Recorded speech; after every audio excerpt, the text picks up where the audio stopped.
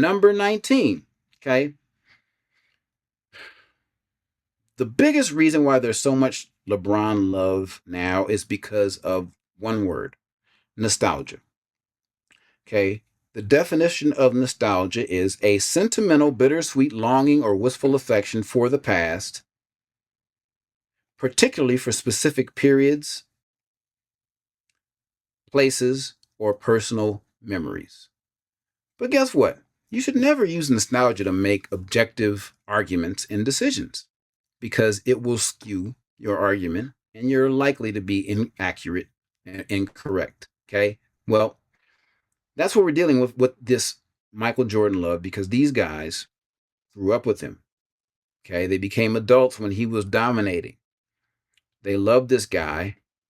He became a hero. And this is all before social media, before we really knew what Michael Jordan was like, because then they wouldn't have liked him so much. Then there wouldn't be so much nostalgia. Then this argument would have been over a long time ago. But most of the guys who are leading the narratives right now are guys of age when Michael Jordan was dominating. Okay? So those are the guys writing the stories. Michael Jordan himself said it. 20 years from now, the people who are writing the stories will write, all right, LeBron James is the greatest, right? And there may be a guy greater. I don't see it, though, because this dude's top 5 in the playoffs at the age of 41, 23 years in. I just don't imagine we're ever going to see this again. Okay? So, all these guys with these narratives are keeping Jordan as the GOAT just because of nostalgia. Okay, LeBron James has every possible attribute that's better than Michael Jordan, except jump shooting. Michael Jordan's just simply a better jump shooter than LeBron, but LeBron does everything else better on the basketball court. Okay, but people are committed until the cows come home to making Jordan the GOAT. People like Stephen A. Skip Bayless. He has made a career off of being a Jordan hater and a cowboy lover. A career. I mean, he has remained relevant until recently, until the Shannon Sharpe episode where he showed his ass. Nobody likes him anymore. So his podcast channel sucks now. But he used LeBron James's name and was a hater to LeBron James. To stay Dan Gilbert accused LeBron James of quitting in the last 3 losses to the Boston Celtics, which effectively ended, obviously, LeBron's Well, we know run that in didn't Cleveland. happen to us, Gil. Well, that's what he accused him of.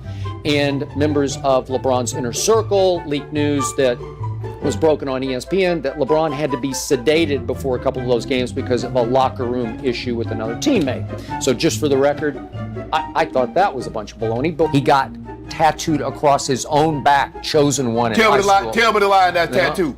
He chose to wear number 23 as in making a huge statement, I got next, Michael, right? He chose to wear that number. Yeah. Okay, that nobody else forced him to wear that, right? Maybe he liked the number. And then he's so lived up to it that he's about to be tonight 3-6 in NBA Finals. I'm not sure that's living up. Showed even less class to duck the media after the game than to duck Dwight Howard's handshake because he left the guys he had called all along his complimentary players to face the music after the game. All I ever hear is what LeBron does, but nobody wants to bring up what he didn't do, where he miserably failed. May I count the ways? You've watched his closely. third year in the league, he failed. The third year in the league, he failed. Last year in Cleveland against Boston, second round of the playoffs, it was, where did LeBron go? He disappeared. His entourage had to put out the story that he was medicated. It was a disaster in the fourth quarter of that game. A disaster. Okay, we're going to leave it right I watched it with these 2 lazy, repaired eyes. 27, 19, Oh, and 10. please. How was that awful? You know what happened in that. bench alone and had 6 players score in double figures in a dominant all-around performance. After the game, Skip Bayless, who is sitting to my left, went on Twitter, X, whatever it is, and he posted this tweet. And Skip, I can't even read it. It's so ridiculous. Go ahead. So ridiculous. Ridiculous. So right. It's so truthful. LeBron played exceptionally well tonight. Longevity GOAT. Hanging on to 9th on my all-time ranking. Barely hanging on to 9th. Okay. We say top 2. We say top 5. 9. Stephen 9. A., go ahead. 9. 9th best player all time. I mean, You want me to explain? You need to,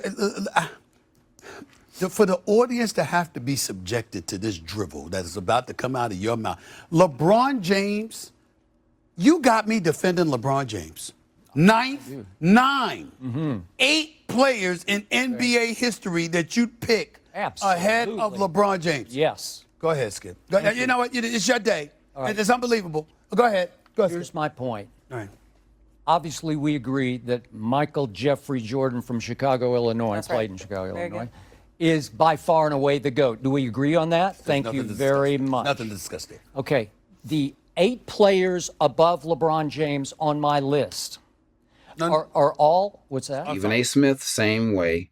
This guy named, this clown, he's a clown. He's not a great journalist. His name is Rob Parker. I call him Skip Brown because all he does is hate LeBron and uses any way he can to negatively express whatever LeBron is doing at the time. Okay. The gas prices are $5 a gallon now. Well, if LeBron could shoot free throws, then they would be $2 a gallon. That's what Skip Brown does. I call Rob Parker Skip Brown because all he does is use the Skip Bayless playbook, but he's just the Brown version of Skip Bayless. Player.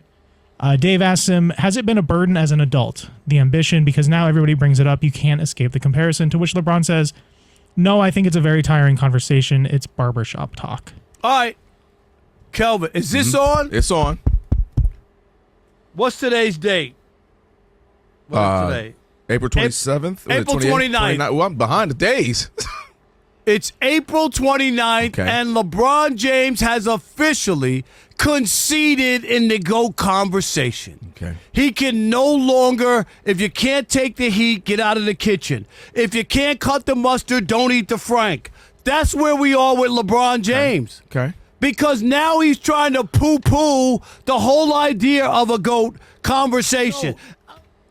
You say that because you know deep down in your heart, no matter how long you play, no matter how many stats you compile, no matter how many of your kids play in the league, people will never look at you as being the greatest of all time. And finally, you came clean, LeBron James, and I'm thankful. You realize that despite you self-proclaiming yourself the GOAT, that it's not going to work out for you. Having your son in the league, playing with him, going to all these NBA finals, but being the finals failure of all time, losing more finals than any other regular season MVP in the history of the NBA, and all these numbers that you compiled up, they don't make you the GOAT. Longevity and compiling stats don't make you the GOAT. So Rob Parker, for now until forever, will be considered Skip Brown, okay? But anyway, they're fanboys, okay? It's just nostalgia, okay? It's not objective. There's nothing scientific about it. It is just that they want LeBron James